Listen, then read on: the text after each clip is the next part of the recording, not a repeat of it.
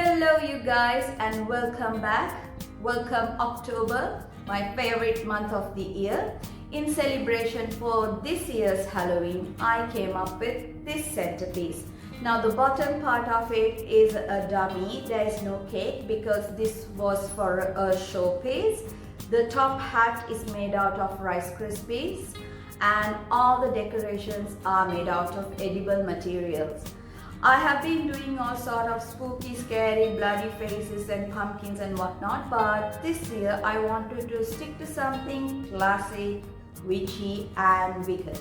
Oh, by the way, the Wicked movie also releasing soon. What a coincidence, this looks like a green witch as well. Alright you guys, let's get on with the video. I hope you enjoy it and happy Halloween you guys. For the witch's hat, I'm using a packet of Rice Krispies and almost the same quantity of marshmallow.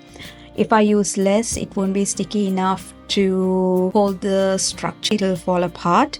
I'm making it on top of a 6-inch cake board. That's the same size as per the base tier because it'll be sitting on that bottom tier, so it has to be the same size. As usual, I keep a reference picture and I sculpt it accordingly and let it dry.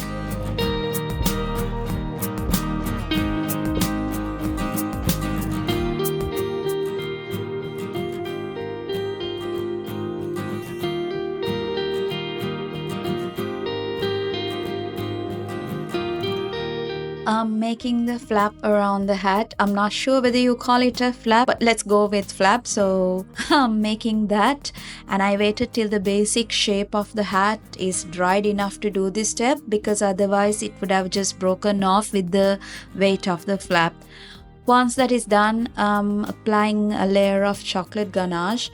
But after this, I soon ran into problems. It kept breaking off. My hat is not a straight cone hat. It had bends and long pointy shape and didn't have a steady armature sort of a structure inside. What I did was I took a thick gauge floral wire, inserted it from where it broke off to the base of the hat, and the rest I made it to the shape that I wanted, covered it with foil and then covered it with the Rice Krispies.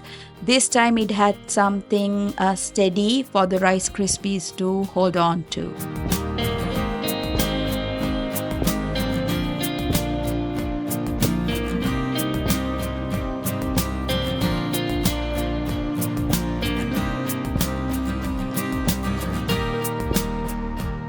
The whole thing is dried now. What I'm doing here is I'm giving it a smooth surface for the fondant to sit on because the Rice Krispies has a grainy texture.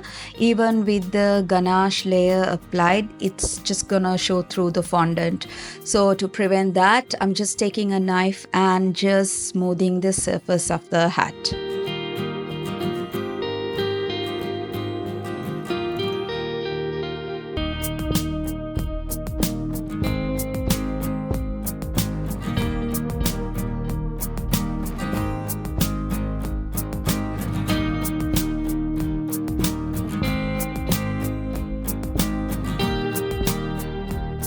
With my final layer of ganache applied, I'm putting the fondant. This is my homemade marshmallow fondant. I have added a little bit of CMC so that it will dry faster and harder. Applying a layer of piping gel for the fondant to stick onto. Cut off the extra, get my tools and give all the creases and fold marks on the hat. Once that is done, I'm taking the measurement for the base circumference and the circumference of the flap. I have 2 cake boards for the same size and I have rolled out my fondant thicker for the flap so that it won't break. And once I put the fondant, I make sure that I smooth the 2 creases where it meet. Now I wanted a certain shape on the hat. To get that, I inserted tissue inside the hat so that it will dry to the shape that I want.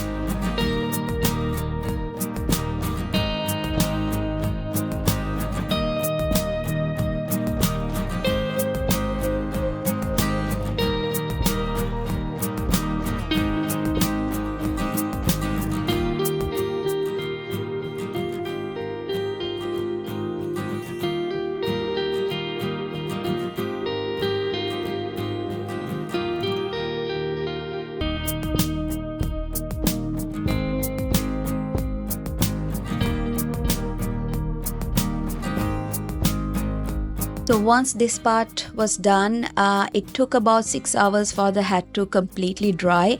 Now I'm going to show you if it was cake, what you should do. Now this is a cake board that I have at the bottom of the hat. If the bottom part was cake, you need to take 2 barbecue sticks long enough to go through the bottom tier and half of the hat. Insert that in the middle of the cake and take the 6-inch cake board, insert it through the barbecue sticks, put some ganache, and then you can insert the hat through that. Now this you need to do if that bottom layer is cake, because if you don't do that, with the weight of the hat, the cake is gonna fall apart or shrink. Mine is not that, it's just a dummy, so I took off the cake board and I'm taking off the bulky part of the hat so that it'll sit flush with the base, and apply a layer of chocolate ganache and then insert the hat.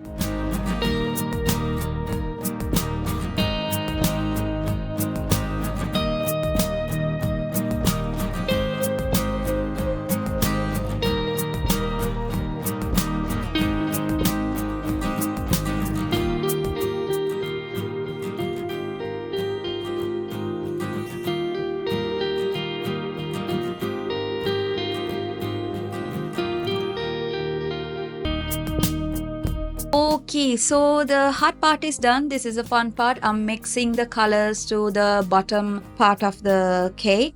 It's a light olive green. I have the reference picture for this. I'm airbrushing it. I have covered the top part of the hat so the color won't go there. Once that is done, I let it dry and I have a cut off of the witch's face, pinning it down to the dummy and giving it another darker layer of olive green so that it's different from her face. Once that is done, again I cover the bottom part and airbrush the whole hat with purple color.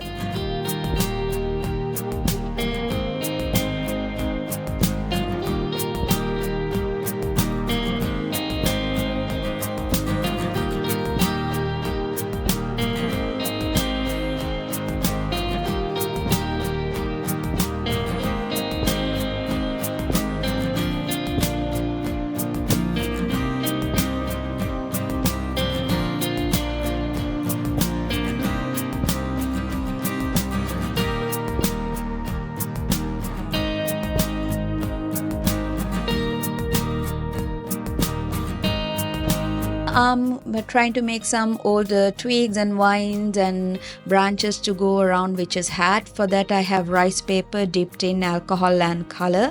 Once it goes soggy, you can shape it the way you want.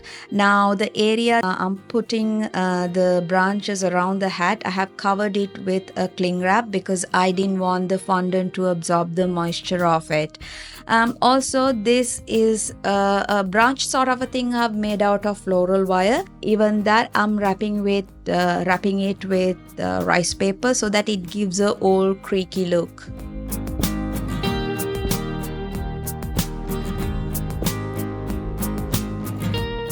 I was not happy with the airbrushed color that I had going on the hat. It was too light for my liking. So what I did was I took concentrated purple color and applied it all over the hat. And then right after that, I wanted to show where the light hits on the hat. To get that effect, I took a dry brush, dipped it in alcohol, take off the excess of it, and then brush it where you want to show the light hits on the hat.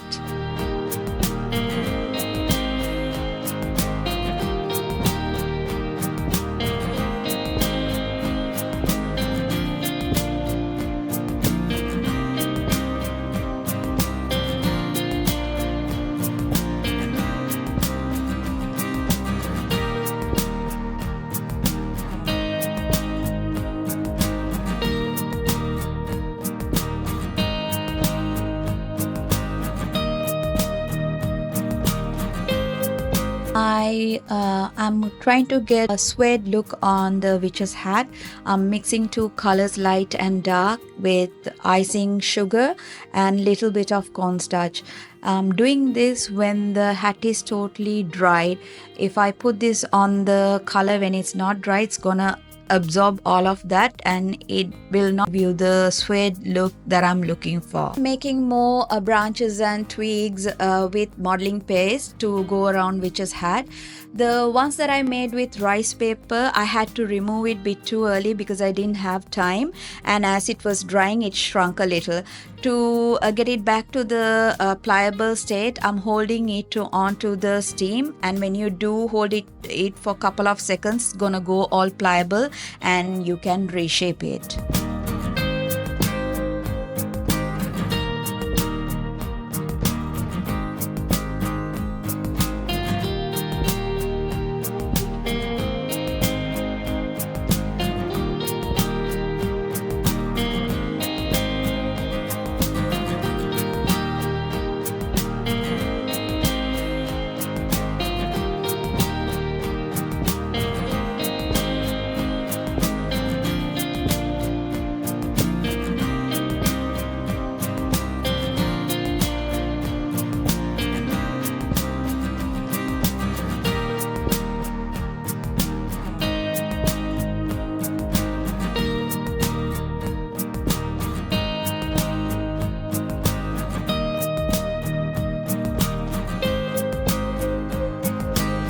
Bottom part is dried. I'm just marking her lip line and the nostrils and coloring it, and once I'm done with that, I'm giving her highlights. I'm using olive color petal dust to show off her cheekbones and the chin area.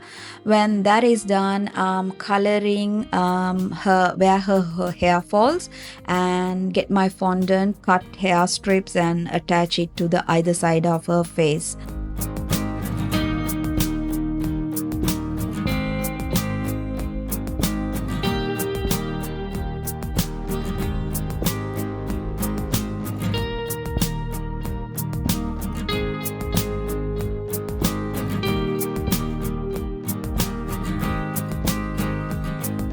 Finished making her hair falls on her face, and I've come to the part that I love the most. Her hat is ready. All the decorations which are going on her hat are ready, so it's time to put everything onto witch's hat.